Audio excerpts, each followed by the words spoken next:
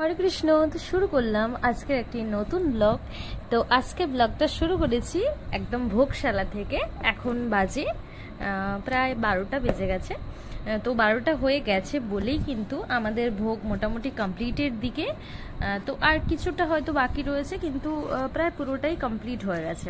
আর আমি এদিকে একটি কাজ করছি, একদম সেটা কাজ বলবো না অকাজ বলবো জানি না, তবে যদি আমি এটা সাকসেস হতে পারি তাহলে আমি আপনাদের এই রেসিপিটা আমি একবার আপনাদের দর্শন করাবো।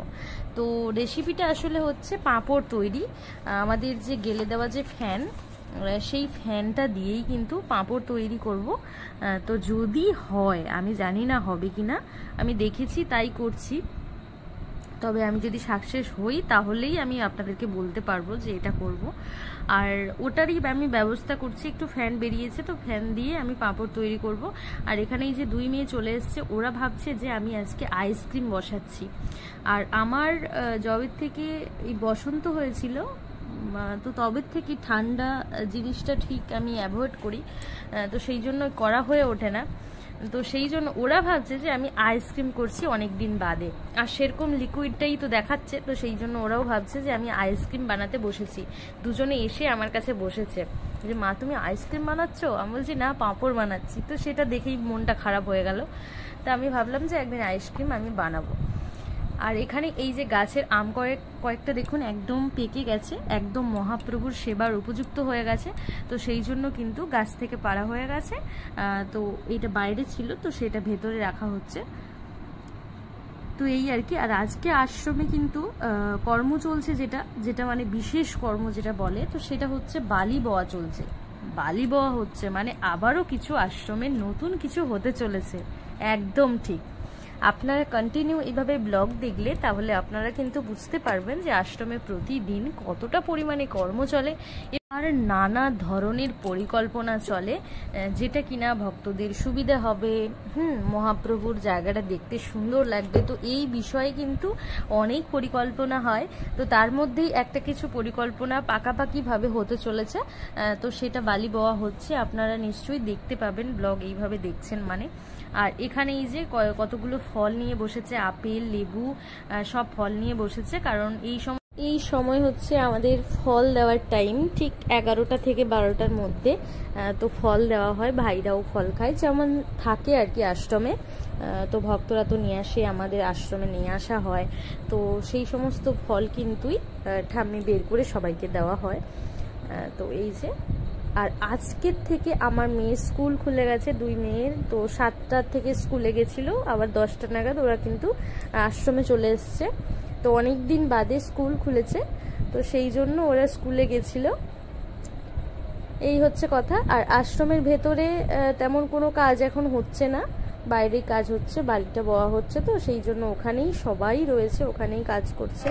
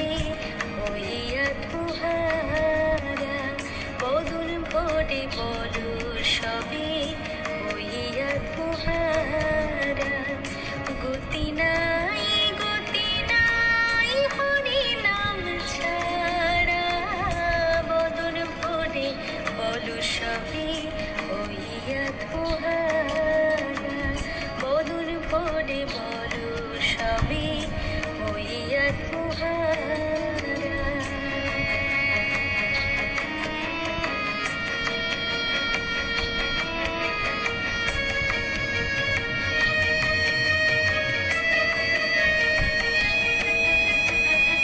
যাকে যোগ্য আদি যাহা কিছু আছে সকলই তুচ্ছ হরিনামের কাছে।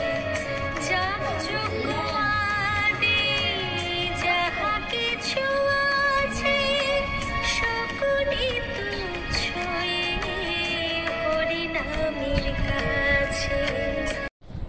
দেখুন আমাদের আশ্রমে যাকে আপনারা দেবকী নন্দন হিসাবে চেনেন সে কিন্তু আজকে দেবকী নন্দিনী হয়ে গেছে। দেখুন কি সুন্দর লাগছে, কেউ ধরতে পারবে যে এটা ছেলে? এটা হয় যাদের ছেলে হয় মেয়ে সাজাতে ইচ্ছে করে, আবার যাদের মেয়ে হয় তাদের ছেলে সাজাতে ইচ্ছে করে। কেন এটা হয় আমি জানি না, তবে কিন্তু সুন্দর লাগছে দেখতে। এটা আমার হচ্ছে ছোট মেয়ের জামা, তো এটা পরিয়ে দিয়েছে, দেখুন কত সুন্দর লাগছে দেখাচ্ছে। তবে ও বড় হলে যখন দেখবে কতটা পরিমাণ ও হাসবে বলুন তো জিনিসটা দেখে। আমাদের তো ভীষণ ভালো লাগছে দেখতে, তাই ক্যামেরা বন্দি করলাম।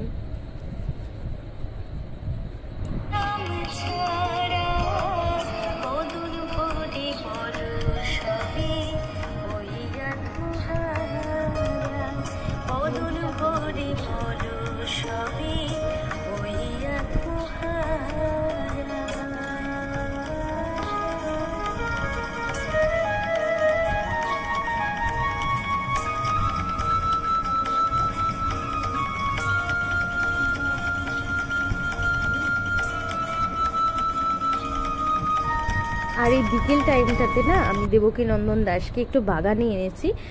ওর সমস্যাটা কি জানেন তো, বিরাট বড় একটা সমস্যা। সেটা হচ্ছে ও ঘাসে মোটেই পা দিতে চায় না। মানে ওর ঘাসে লাগে পায়ে, এটা না লাগার জন্য না, কিন্তু যে পায়ে ব্যথা পাচ্ছে এমনটা না। ও ঘাসে না ছোটোর থেকেই পা দিতেই যায় না, ঘাস থেকে পা সরিয়ে নেবে, যত বাড়ি দিতে যাবে ঘাস থেকে পা সরিয়ে নেবে। তো সেই জন্য আর আজকে ভাবলাম যে একটা ছোট্ট বাচ্চা যদি এইভাবে ঘাসের ওপর হামাগুড়ি দিতে থাকে কত সুন্দর দেখতে লাগে। আর ও তো ঘাসে পাই দিতে চায় না। আজকে আমি ভাবলাম যে একবার চেষ্টা করে দেখি ওকে পারা যায় কিনা, কারণ এখন একটু বড় হয়েছে, আগে একটু ছোট ছিল, হয়তো ব্যথা পেলেও পেতে পারতো, কিন্তু এখন অতটাও কিছু হবে না। আর ঘাসটা অনেকটাই নরম, তো সেই জন্য অতটা ভয়ের কিছু নেই। তো এখানেই যে আমাদের আশেপাশের যে সমস্ত বাচ্চারা এবং বাইরে থেকে কিছু বাচ্চারা এসেছে, তো সবাই এটা হওয়ার জন্য কিন্তু ভীষণ আনন্দ পায়। আর প্রতিদিন বাচ্চাদের সংখ্যাটাই বেশি থাকে, বড়দের থেকেও বাচ্চাদের সংখ্যাটাই বেশি থাকে। চিৎকার চেঁচামেচি একটা কোলাহল হয় আর কি এই সময়টাতে, এই বিকেল টাইমটাতে চলে আসে। আর আমি এই যে দেবকী নন্দন দাসকে নিয়ে বসে রয়েছি, ও চাইছে সবার সাথে একটু খেলতে, ঘুরে বেড়াতে, কিন্তু ওই যে ঘাসটাতে পা দিলেই আমার কোলে আবার উঠে যাচ্ছে, ঘাসে মোটেই পা দিচ্ছে না। তো আমি দেখলাম যে ঘাসের মধ্যে না একটা 5 টাকা পড়ে রয়েছে, কারো না কারো হয়তো পড়ে গেছে। তো এখানে বড়রা কেউ ছিল না, ছোটরাই ছিল। তো ওখানে দেখলাম যে একটা 5 টাকা পড়ে আছে, আমি সেটা দিয়েই ওকে দেখুন কিছুটা দূরে দূরে রেখে দিচ্ছি। আর ওটা দেখেই কিন্তু ও ঘাসে পা দিচ্ছে ওটা নেওয়ার জন্য। তো সেক্ষেত্রে কিন্তু ওর একটা দেখুন হয়ে যাচ্ছে, আদত হয়ে যাচ্ছে, যে ঘাসে পা দেওয়ার একটা আদত হয়ে যাচ্ছে, অসুবিধা হবে না যে ঘাসে পা দিতে। আর ও কিন্তু কমফোর্টেবল হয়ে গেছে, দেখুন আর কোনো ভয় ওর খুব একটা লাগছে না। তবে এবার এটা হচ্ছে কি, ওকে যদি তুলে নেওয়া হয় ঘাস থেকে, তারপর আবার ঘাসে পা দিচ্ছে না, এটা কিন্তু হচ্ছে। হ্যাঁ, এক নাগাড়ে খেলছে ঠিক আছে, কিন্তু আবারও যদি ওকে তুলে নেওয়া হয়, আবারও ঘাসে যদি পা দিতে বলা হয়, তাহলে ও দেবে না। তো দেখুন 5 টাকার জন্য কিন্তু আজকে ওর ঘাসে স্পর্শ করাটা হয়েই গেল। তো আজকের ব্লগ এইটুকুই ছিল।